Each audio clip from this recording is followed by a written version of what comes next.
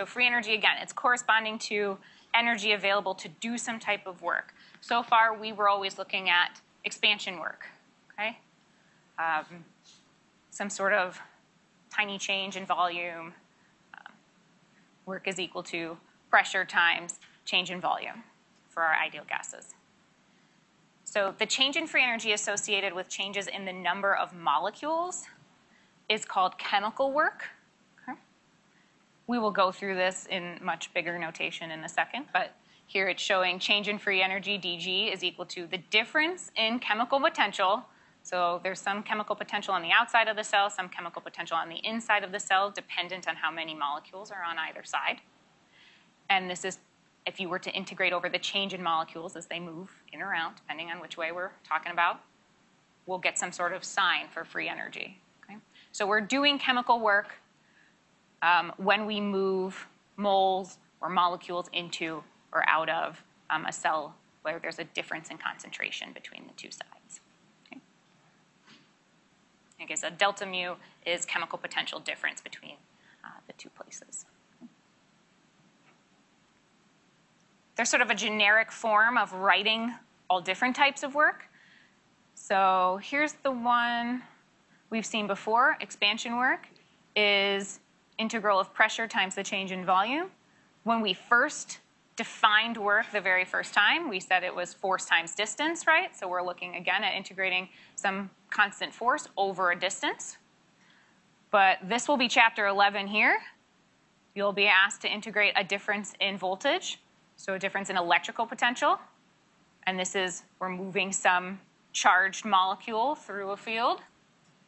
Okay. I have some example problems with surface tension and stretching of, say, like an elastic band, and then you release it.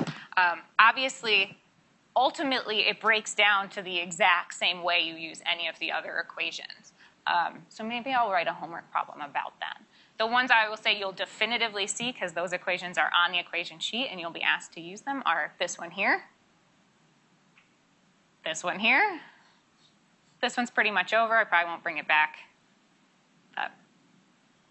Everything kind of works the same way. This is our generic form of work done by a system. Okay. The decrease in Gibbs free energy for a process is the maximum amount of work that a system could possibly do. If all of the free energy change turned into work, that's the best case scenario.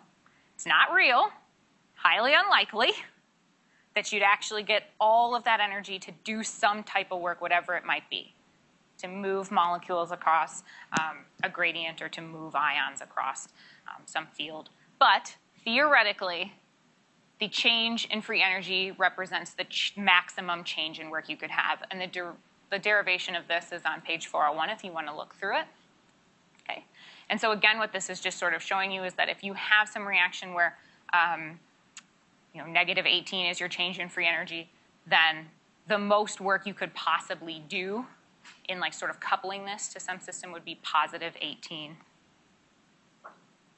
And so this is, again, assuming when we think about the ATP case and we get this negative 30 kilojoules per mole out, this is assuming that that mole reacts completely. We get all negative 30 kilojoules out and we can use all of it to fuel some other reaction. That's not really super realistic either, but we're always going to assume like, okay, how many moles would it take to drive this non-spontaneous thing? Well, we'll go ahead and divide by negative 30 and we can just kind of treat it like it's happening completely. So change in delta G represents the maximum work you could do if you captured all of that free energy for doing work.